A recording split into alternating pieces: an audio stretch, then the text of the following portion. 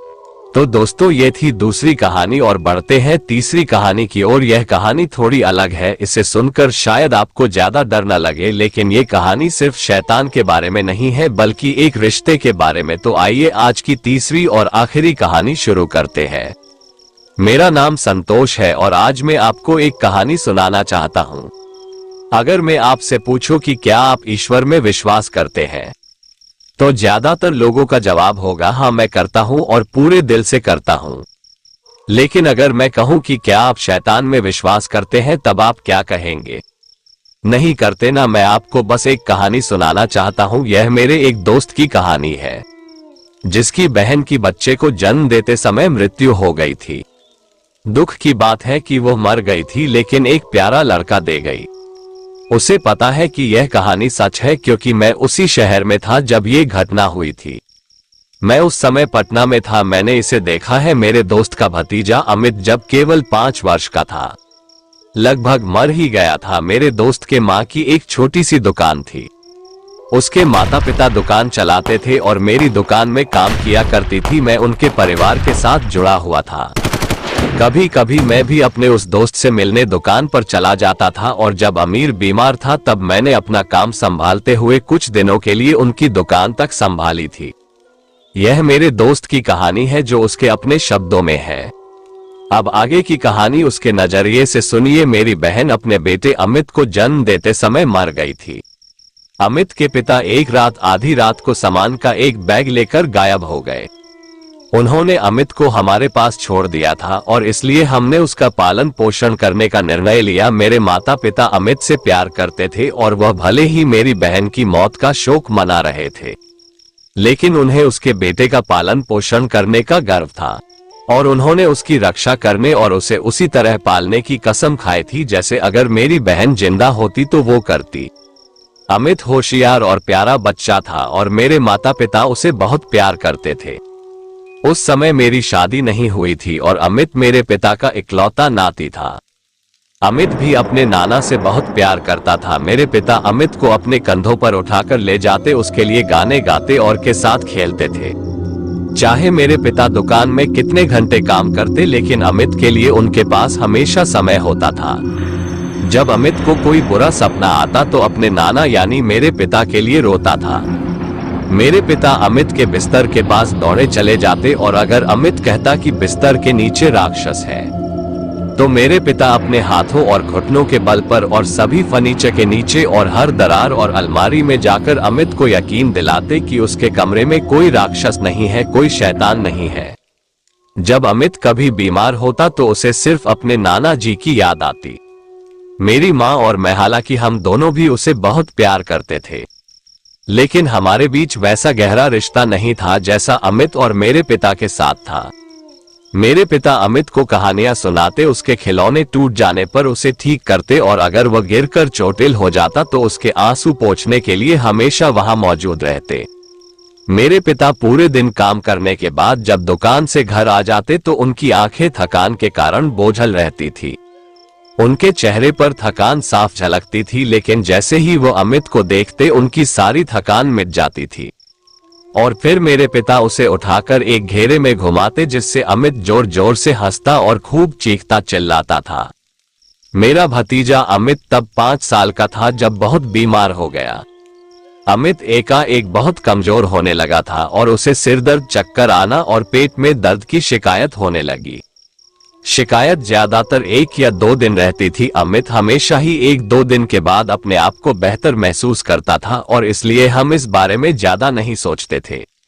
एक दिन बीमार महसूस करने के बाद वो फिर से उठकर खेलने लगता था, मानो वह कभी बीमार था ही नहीं। हम हैरान थे, लेकिन चूंकि वो हमेशा इतनी जल्दी ठीक हो जाता था इसलिए हम उसे कभी डॉक्टर के पास नहीं ले गए थे। और कुछ महीने बाद अमित के बीमार रहने के प्रकरण 1 या 2 दिन के बजाय 2 से 3 दिन तक चलने लगे। मेरे पिता दुकान से घर आते तो उन्हें देख अमित मुस्कुराता और हाथ हिलाता, लेकिन उठकर कभी उनके पास जाने को दौड़ता नहीं था। और यह बात हम सभी को चिंतित कर रही थी। जब अमित को बुखार हुआ तो हमारी चिंता दोगुनी हो गई। अब उसका बुखार ज्यादा दिन रहता तो नहीं था, लेकिन ये लगातार होने लगा था और मेरी माँ जो भी उपाय करती उसे अमित का बुखार कम नहीं हो रहा था। अमित बुखार के कारण हमेशा बिस्तर पर लेटा रहने लगा, शिकायत करता कि उसके पेट में सिर में दर्द हो रहा है। उसके नाना दुकान से घर आ जाते और अमित के बिस्तर के किनारे बैठ जाते थे। वह अमित को तब तक कहानियां पढ़कर सुनाते जब तक कि अमित अपने नाना की बाहों में लिपट कर सो नहीं जाता। मैं अपने पिता के चेहरे पर चिंता को साफ साफ देख सकता था। इसका कारण अमित का बीमार होना था। अगले दिन अमित का बुखार बहुत ज्यादा बढ़ गया था और वो दर्द से कराहने लगा था। बार बार उल्टी कर रहा था और उसे दौरे भी पड़ने लगे थे। मैंने अमित को गोद में उठा लिया और मेरे पिता हमें अस्पताल ले गए।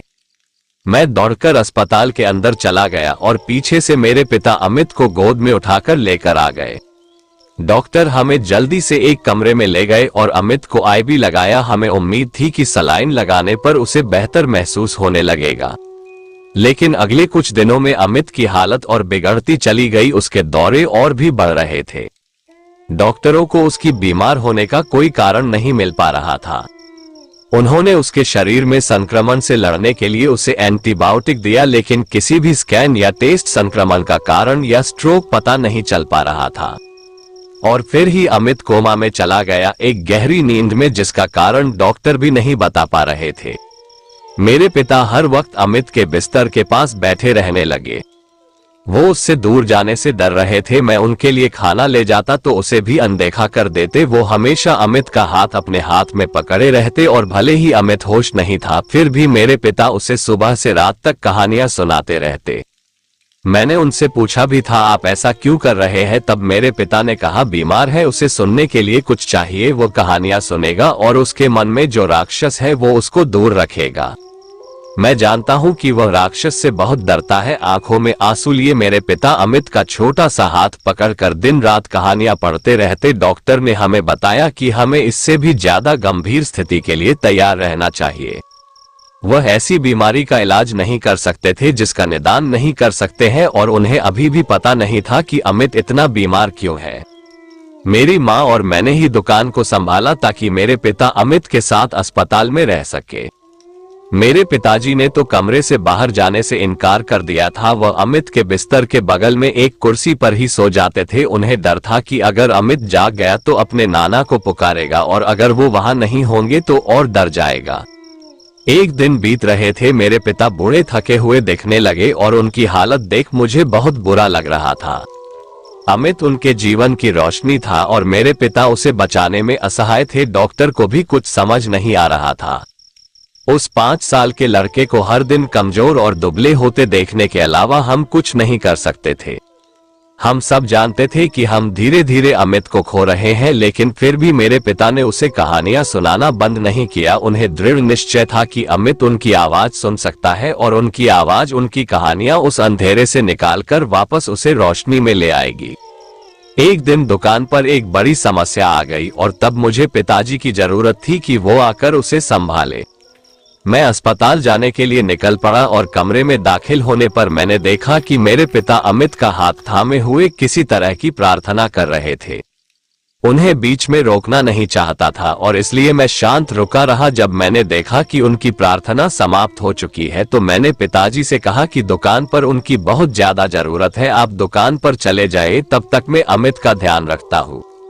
मेरे पिता ने मुस्कुराहट में हाँ में सर हिलाया, अमित के गाल पर चूमा और फिर उन्होंने मेरे गाल पर चूमकर मेरे सर को सहलाते हुए कहा, मैं तुमसे बहुत प्यार करता हूँ। तब मैंने उन्हें जवाब दिया, मुझे पता है, मैं भी आपसे बहुत प्यार करता हूँ। आप चिंता न करें, मैं इसका ख्याल रखूंगा। मेरे पिता ने मेरी आंखों में देखा और फिर शांत आवाज में कहा, वह आज रात जाग जाएगा। और इतना बोलकर को चले गए। मुझे महसूस हुआ कि मेरे पिता अब पहले की तरह बूढ़े और थके हुए नहीं थे। ऐसे लग रहे थे जैसे उनके कंधों से बहुत बड़ा बोझ उतर गया हो। मैंने अमित की तरफ देखा और उसका हाथ थाम लिया, ये सोचकर कि मेरे पिता को इतना यकीन है कि अमित आज रात जागने वाला है, और उन्होंने यह बात उम्मीद भरे अंदाज में नहीं कही थी, बल्कि ऐसा कहा था जैसे उन्हें अपनी बात पर पूरा विश्वास हो, जैसे वह होने वाली घटना को निश्चित रूप से जानते हो। आधी रात के आसपास मैं अमित के बेड से हिलने डुलने की आवाज सुनकर जाग गया।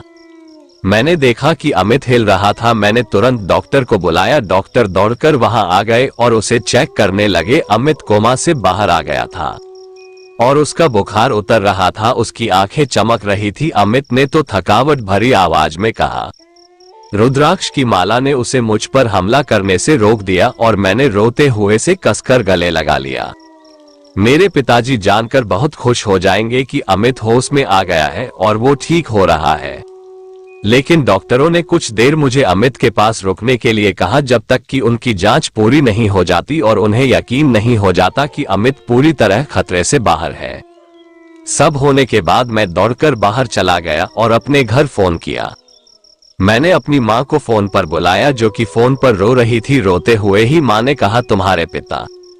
मैंने उनकी बात पूर्व होने से पहले कहा, माँ क्या आपने उन्हें बताया कि अमित जाग गया है? ये सुनकर वो बहुत खुश हो जाएंगे। तब माँ ने अपनी बात पूरी की, तेरे पिता लगभग 2 घंटे पहले मर गए। मैं वही स्तब्ध हो गया। 2 घंटे पहले ही अमित जागा था। मेरे मन में कोई संदेह नहीं है कि मेरे पिता ने शैतान के साथ एक समझौता किया था। मेरे पिता ने अमित के जीवन के लिए अपने जीवन का सौदा किया था और शैतान ने प्रस्ताव स्वीकार कर लिया। इसके अलावा इसकी कोई और व्याख्या ही नहीं है कि अमित अचानक कैसे जाग गया जबकि वह मौत के मुंह में था। मेरे पिता को शायद अच्छे से पता था कि जब वह कोमा में चला गया था तब उसने एक समझौता किया होगा। वह हमेशा शैतान के बारे में बात करता था। अमित को अपनी दुनिया में लेकर चला गया था। मेरे पिता ने अपने नाती के लिए अपनी जान देने की पेशकश की थी ताकि अमित को एक लंबा और खुशहाल जीवन जीने का मौका मिले।